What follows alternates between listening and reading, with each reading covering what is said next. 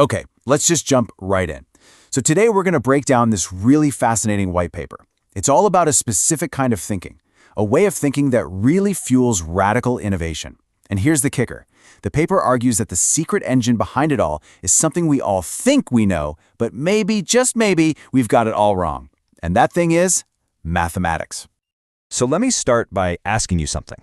What if the math you learn in school kind of missed the entire point? I mean, think about it. For most of us, right? Math class was about learning steps and procedures, solving problems that were already perfectly laid out for us. It was all about the how. But what this paper argues is that this focus on just the how, it completely misses the real power of math.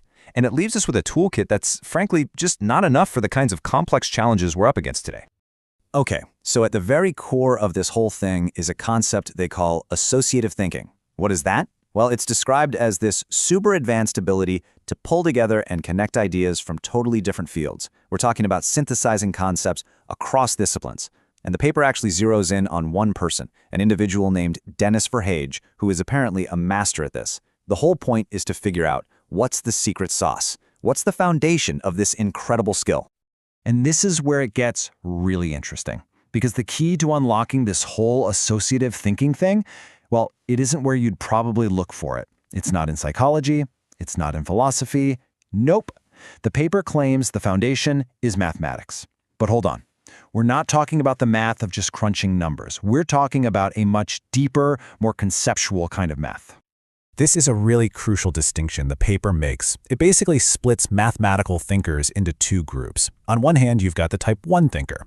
This is what most of us are trained to be. You give them a problem that's already in math language, and they can solve it. They're great with the procedures. But then you have the type 2 thinker, the innovator.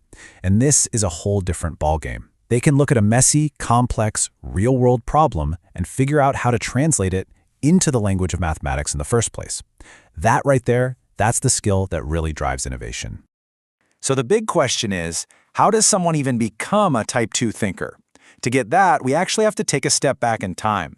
Because it turns out there was this quiet but absolutely massive revolution in math itself. It was a fundamental shift from what the paper calls how math, the procedural stuff, to something it calls why math. For literally thousands of years, math was pretty much just a set of tools for measuring things and calculating stuff. And honestly, a lot of what we still learn in school today is from way back then. But then, around the mid-19th century, everything changed. Something really fundamental shifted. Mathematicians started to care less about just the calculation and way more about understanding abstract concepts and how they all relate to each other. That was the conceptual revolution. And this right here, this quote says it all. The very definition of what math is completely changed. It wasn't just about numbers anymore. It became the science of patterns. The whole goal shifted to finding, analyzing, and describing these abstract patterns no matter where you find them. This is how mathematicians think about their field today. And let's be clear, when we say patterns, we're not just talking about stripes and polka dots, right? We're talking about patterns in, well, everything. Patterns of shape, sure, but also patterns of motion, patterns in how we reason and use logic, even patterns in chance and probability. Suddenly, this new way of thinking just blew the doors wide open. Mathematics had this enormous new territory to explore. Okay, so how does this why math, this conceptual math, actually create an innovative thinker? What's the mechanism? Well, the white paper uses this amazing metaphor from biology to explain it. It's called the Axon Hillock-Effect. So real quick, in your brain cells, there's this little part called the axon hillock. Think of it like the trigger. It takes in all the signals and then decides, okay, are we firing or not? It's the point where everything comes together. And here's the paper's big idea. This conceptual why math, it acts just like that axon hillock for our thinking. It provides that essential structure, that logical backbone that allows us to pull together all these different ideas and fire. It triggers that big, complex, associative thought. The kind of thought that connects things from fields that seem totally unrelated and creates something brand new and coherent. So let's get into the weeds a bit. How does it actually do this? Well, it comes down to three things. First, it's all about logical deduction. You're proving things from big ideas, from concepts, not just blindly following a set of rules. Second, you start defining things by what they do, by their behavior and properties, not just by their formula. And third, all of this focus on patterns creates this amazing mental scaffolding, this framework that lets you connect all these different ideas together. You know, Galileo was onto this centuries ago. He said mathematics is the language of nature. And for one of these associative thinkers, that's literally true. This language makes the invisible visible. It lets you see the hidden patterns and forces that are shaping the world around you. It's like getting a special pair of glasses that lets you see connections that pretty much everyone else misses. And here is an absolutely critical piece of this puzzle. Rigor. The demand for rigor is non-negotiable. Think about it this way. In science, you can have a mountain of evidence, and that's great for supporting a theory. But in pure mathematics, a billion examples aren't enough to prove something is true. You need an airtight, logical proof. And it's this demand for absolute certainty that acts as an anchor. It keeps those big, creative, associative leaps from just becoming wild speculation. It grounds them in logic. All right, so we've covered the history, we've talked about the mechanism, but you might be thinking, okay, why does some 150-year-old shift in academic math matter to me right now? And the answer is simple, but it's also incredibly important.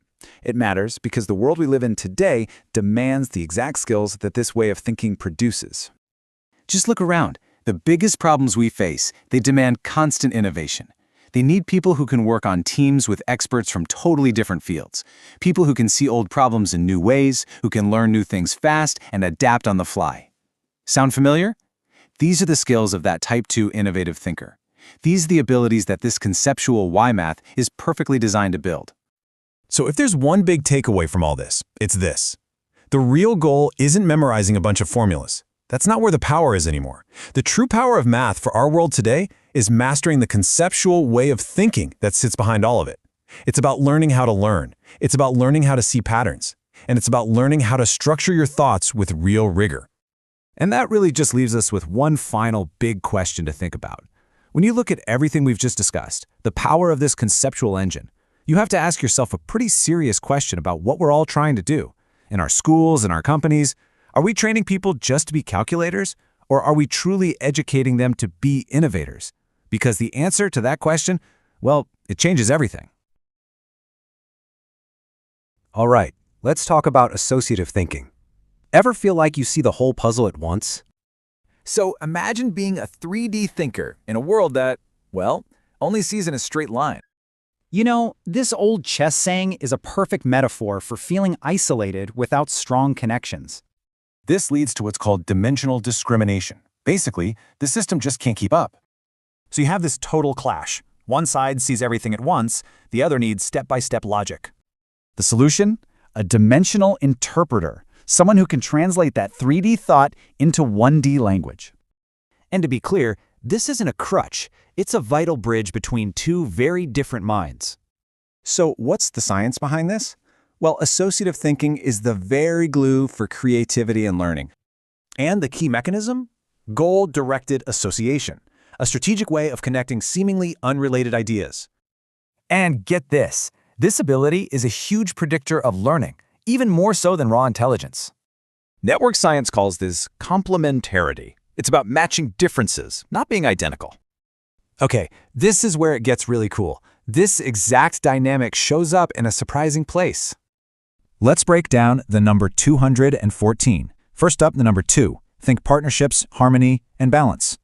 Then you have 1 that's all about leadership, drive, and, getting things done. And finally 4. This one's about building solid foundations through good old-fashioned hard work. Put it all together, it's a powerful message about needing partnership to build real success.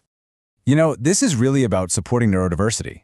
What looks like a weakness is often a huge strength. So think about it. Who are the associative thinkers you know, and how can you be their interpreter? Okay, so how can math give structure to thoughts that are, too complex for words? Let's get into it. We're going to explore how mathematical rigor can organize our most abstract, even spiritual ideas.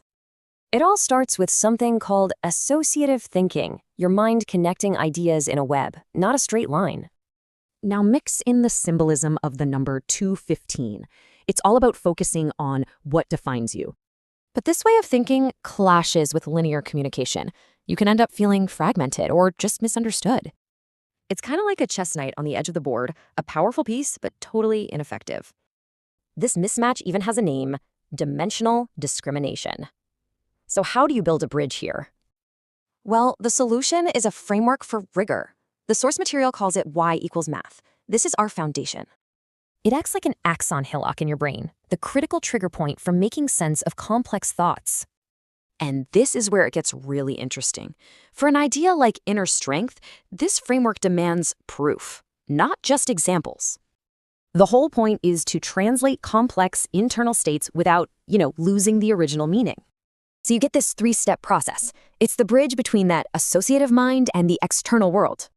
And this quote just says it all, right? A mathematical proof is way more powerful than simple observation. See, the structure doesn't actually kill creativity. It anchors it, giving it some real power and coherence. So to wrap it all up, associative thinking is the identity, y equals math is the tool, and coherent synthesis is the result. It really makes you wonder, what if the right structure could bring clarity to your most complex ideas?